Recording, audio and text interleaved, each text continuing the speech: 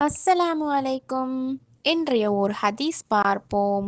பிஸ்மில்லாஹிர் ரஹ்மானிர் ரஹீம். ஈமானின் சுவை.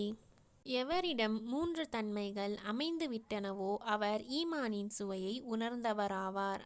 அவை அல்லாவும் அவனுடைய தூதரும் ஒருவருக்கு மற்றொருவரை விட அதிக நேசத்துக்குரியோராவது, ஒருவர் மற்றொருவரை அல்லாவுக்காகவே நேசிப்பது, 3 நெருப்பில் வீசப்படுவதை வெறுப்பது போன்று இறைமறுப்புக்கு மாறுவதை வெறுப்பது என்று நபி ஸல்லல்லாஹு அலைஹி வஸல்லம் அவர்கள் கூறினார்கள்.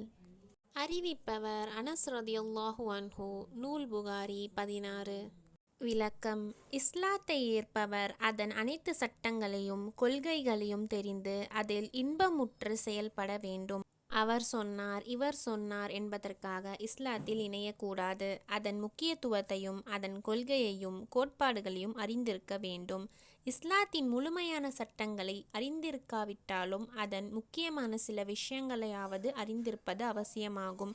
அதில் 3 விஷயங்களை ஒருவர் அறிந்திருந்தால், அதை மனப்பூர்வமாக ஏற்றிருந்தால், அவர் ஈமானின் சுவையை அறிந்தவராக கருதப்படுவார். அவர் ஒருபோதும் இஸ்லாத்தை விட்டு போக மாட்டார். அல்லாஹ்வையும் அவனது தூதரையும் உலகில் உள்ள மற்ற எவரையும் விடவும் நேசத்துக்குரியவராக மனப்பூர்வமாக நாம் ஏற்க வேண்டும்.